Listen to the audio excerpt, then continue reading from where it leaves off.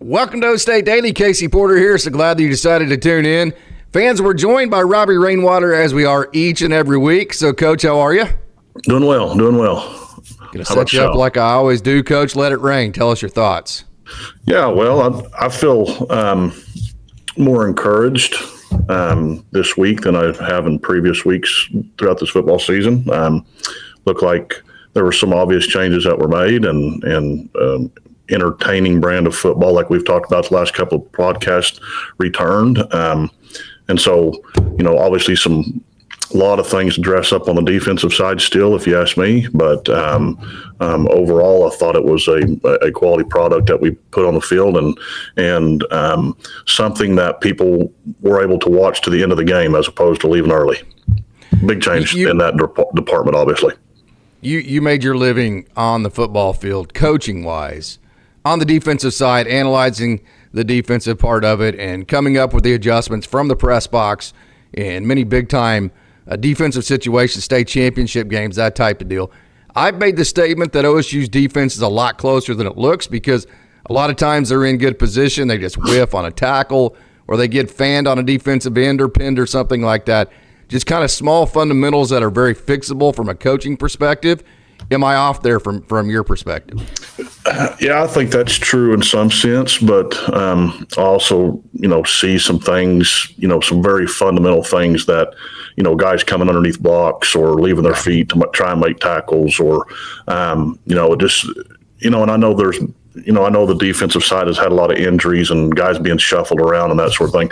And that's understandable, but you're seeing it from some of your veteran guys also, and so I think one thing that people discount a lot in football is that 12th defender on the field, which is a sideline, right? And keeping guys running sideways as opposed to letting them get their shoulders turned upfield and getting yardage and using that 12th defender on the field and running them to the sideline, keeping everything moving sideways. And it just there's times in watching the game where it doesn't seem like that's necessarily the goal or the mission of what we're trying to do with guys coming underneath blocks and that sort of thing. So I think there's, and that was a little bit disappointing to me if coming off a bye week and having some time to dress some of those things up. And so anyway, yeah, I think you're right in some sense in that they're close in some of those departments, but I feel like they've been close in those departments for a while. And is it getting any better, right? And, you're always going to have, it don't matter how much you teach it, how much you coach it, that sort of thing. You're always going to have guys come under a block when they shouldn't, and that sort of thing. But it shouldn't be happening from your veteran defenders, right? And so anyway, that was one sticking point in the game to me. Obviously, that's going to be that's been the talk. About the BYU game is how many missed tackles. I think one stat I saw was that they missed 25% of the tackles they should have made or something of that nature. And it doesn't seem like that's getting better from that standpoint. Right. And so hopefully moving forward it will. I made the stupid comment in one of the podcasts that, OSU fans really at the end of the day don't care about how many yards they give up and points they give up as long as we're scoring points.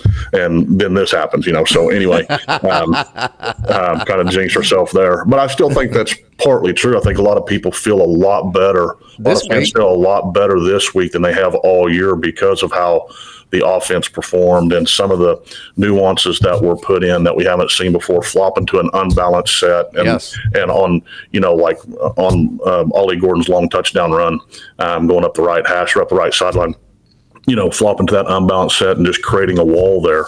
And guys that's been around football or, coach football, stuff like that, knowing that when you're watching film on your opponent, what is it, how we're going to scheme against what they've been doing, and each week trying to throw a wrinkle into something that they haven't been able to scheme against because you haven't done it before, right? And I think that's what you see a lot in non-conference games.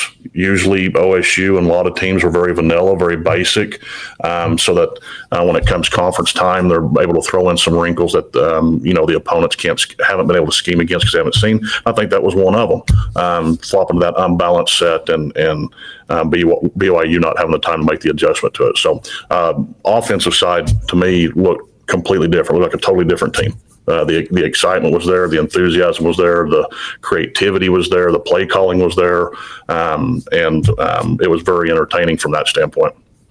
It's amazing how also when your kids are having fun playing the style of and brand of football that you're coaching to, you're scheming towards, it's amazing how much better they play too, right? Yeah, look good, feel good, play good. Right, and that's a big thing, right? And if it's exciting and a brand of football that the kids like to play, it's going to produce an entertaining product. And we talked about in a previous podcast of the changes need to be, evident to not only the fans but also the radio guys, the guys on TV. I was obviously watched on TV like everybody else was, and the amount of times that the commentators on TV made the statement of this is a noticeably different football team, right? Yeah. And that's what we wanted. That's what we talked about. That's what we thought this football team needed, and that they were in a rut and kind of at a crossroads of what was going to happen next. And we also said that we still believe that Mike Gundy's the guy that can make that change, and he is, and he did, right? And now if we can piece that together and get some things dressed up on the defensive side, this can still be a really good football team for the last half of the season. Tackling, I know, just from one year to the next, there's been great coaches who have had teams that just sucked at tackling, and they just can't figure it out. I mean, it's like the biggest enigma because, it's very difficult to tackle to the ground this part of the year in practice. So actually getting better at tackling and getting guys to the ground, it's a little bit more complicated than I think a lot of fans realize, because if you start tackling to the ground, well, you just lost Cameron Epps to an ACL tear. You've already lost a guy on each level of your defense that's an all-star to injury. So you can't just go out there and practice for 5.5 hours and put the bull in the ring and just start tackling, for 3 hours. So, how do you correct that at this point in the season? Yeah, I think it's just going back and breaking down to the fundamentals, right? Sink your hips, get your heads across, wrap up, drive your feet. You know what I mean? And that's not what you're seeing. And have more than one guy at the point of contact for the tackle, right? It seems like we have an in-space tackler, and it's one guy against their back, and if he misses, it's like 28 yards. Yeah. It just seems that way. Well, and, you bring up a good point of open field tackling, right? That's not as easy as it looks on the field or on TV, where you're going against just look at Rashad Owens, right? The size of that receiver and the defender who is half his size trying to bring him down, right? The old adage of get there, wrap up, and hang on until somebody else arrives, I think is where OSU is missing the beat a little bit, right? And that we're leaving our feet, we're diving at ankles, and if that guy misses, the receiver's not breaking stride or the running back's not breaking stride, we're bouncing off because we're not wrapping up and holding on until the next guy. Yeah, we're not slowing them down. That's a good point. And I think that's, to me, going back. Run him sideways. Yeah. And if he gets his shoulders turned, fundamental tackling of sink the hips, get your head across, wrap up, drive your feet, and hold on until one of your teammates gets there to finish him off, right? If you're not able to, I think is the piece that is missing from the tackle. It's almost like if this guy doesn't make the tackle, right? They throw a pass, the guy catches it, and if the corner or the safety that is defending him, if he doesn't make the tackle, then there's nobody else that's going to. Yeah. And I think that's what you're saying. And part of that is because of the fundamentals that aren't there in the tackling of itself, the simple stuff that you work on in Little League and middle school and high school. One of the comments was made, I know, OSU used to put on that coaches clinic and coaches from across state would come to it. And one of we joke about this somewhat in the community I'm in. And one of the questions was asked talk about some tackling drills you do, right? And the response that the coaches got was tackling drills. We don't recruit kids that can't tackle. Yeah. Right.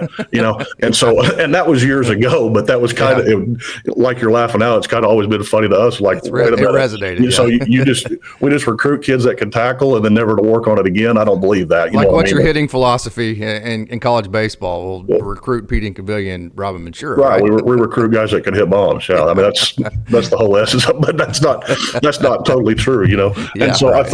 I think for me, it's, and where the frustrating part, with all the talk about the OSU defense right now, missed tackles and that sort of thing, is that, like you said earlier, yeah, it's close, but it's been close for a while, right?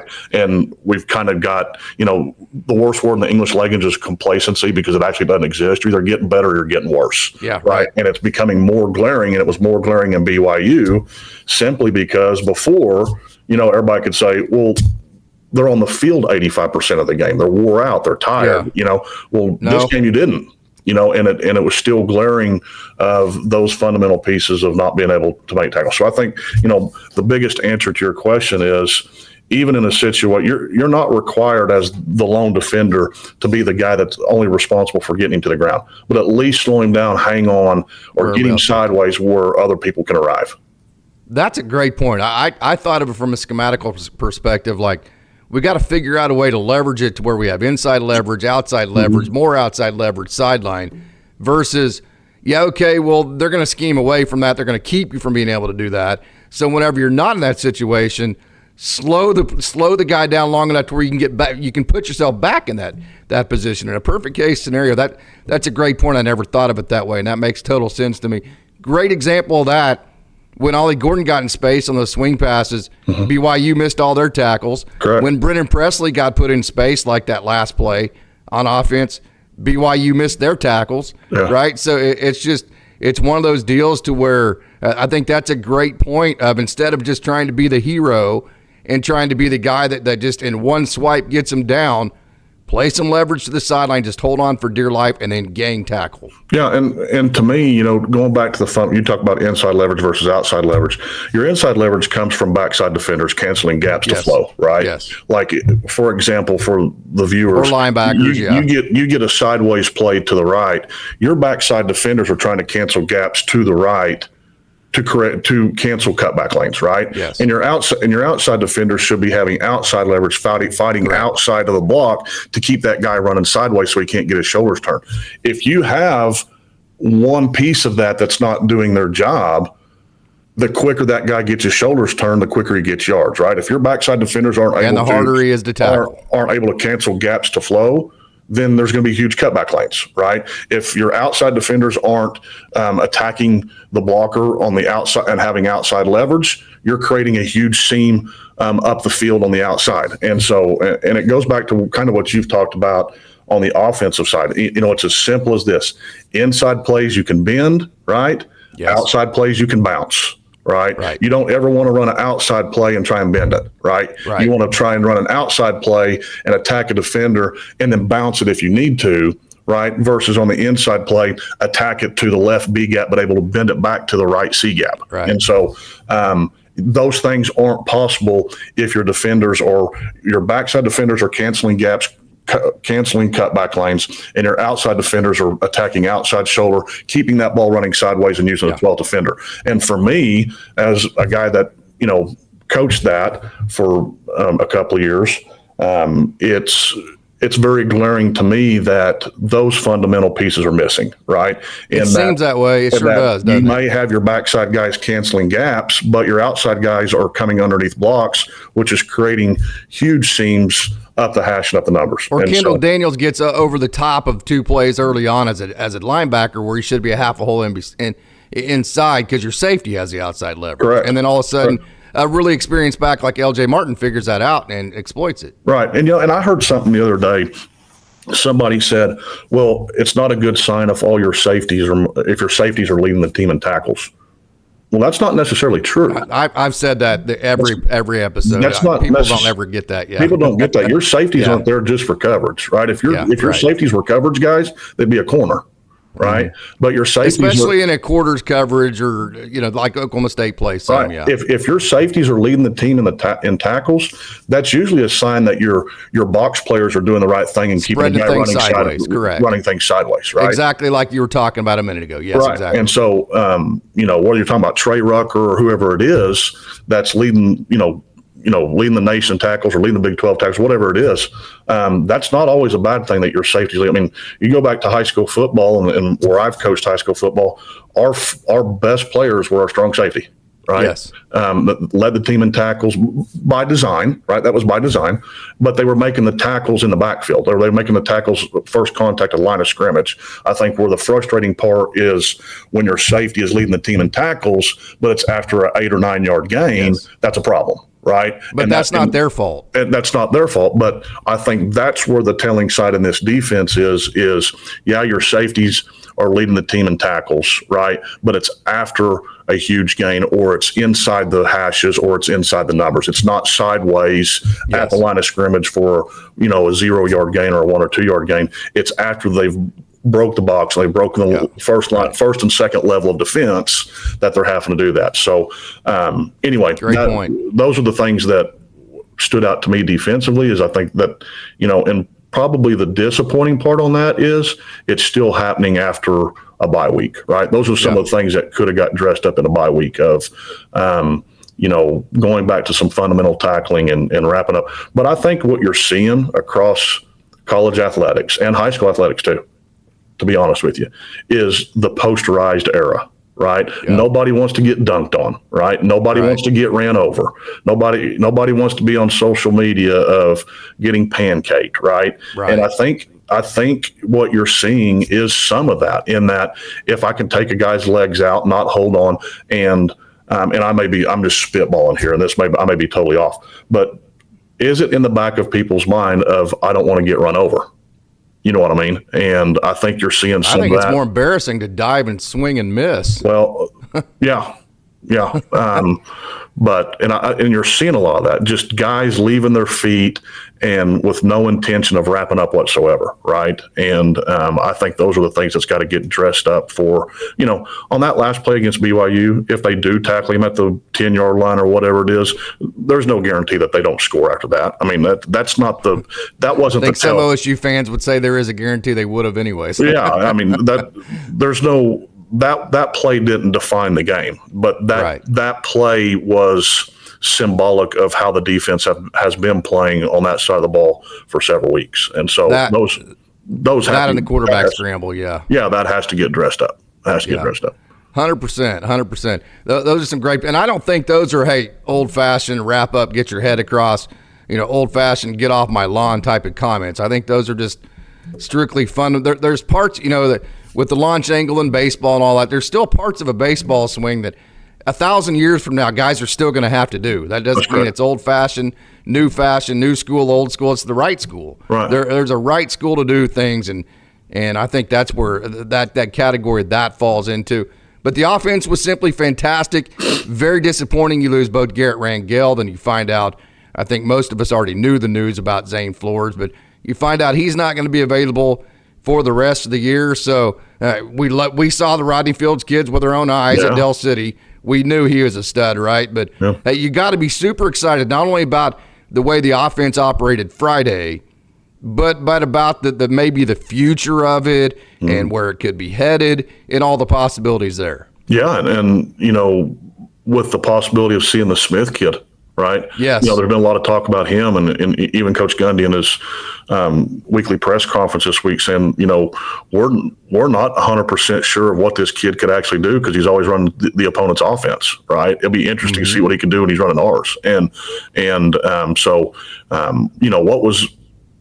What was kind of contradictory in my own mind, but good to see also, was in the West Virginia game, one of our adjustments was run Q draw 2 times in a row, right? And everybody's like, what are we doing? But then when Bowman had to come in and replace Rangel, the success he had at pulling the ball and running, he looked like a totally different athlete, did he not? But I think, to me, what that said to me was that was the expectation, the game plan that had been put in a week and a half ago, and this is what we're going to do. Right, this is the adjustment we're going to make with either quarterback, with whoever's that quarterback. Because we have to. We can't run the ball. We've got to create a sense of honor on the defensive part to honor that quarterback to open up the running game for. And we've talked about it on this podcast.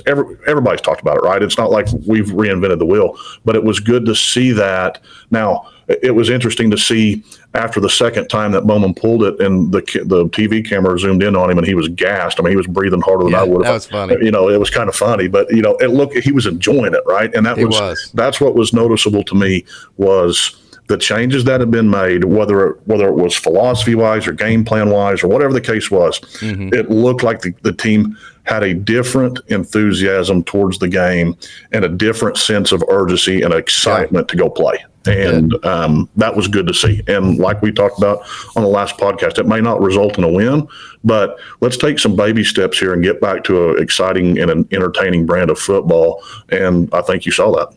I think it also relaxes your quarterback. It's kind of like in baseball, whenever all the player does is play defense and he's getting DH'd for, that puts so much pressure on their defense, it makes it difficult. Or if they're the DH and they're not hitting that day, they don't feel like there's any other way to help their team. Well, when the only thing you're allowing Alan Bowman to do is throw the ball downfield, and then that's very tough because they know we're going to throw it because we're already behind, it makes things very difficult for him. So to give him another option to be able to help the offense and the team, I think also breeds some confidence in him or whoever it may be at quarterback. Right. And, and speaking specifically to him and the complaints that people have had, and even Coach Gundy in his conferences talking about, not stepping through the football and throwing the football off his front foot, throwing it off his back foot, then get him out of the pocket. Yeah, right. If he's going to throw off his back foot, then let him throw on the run.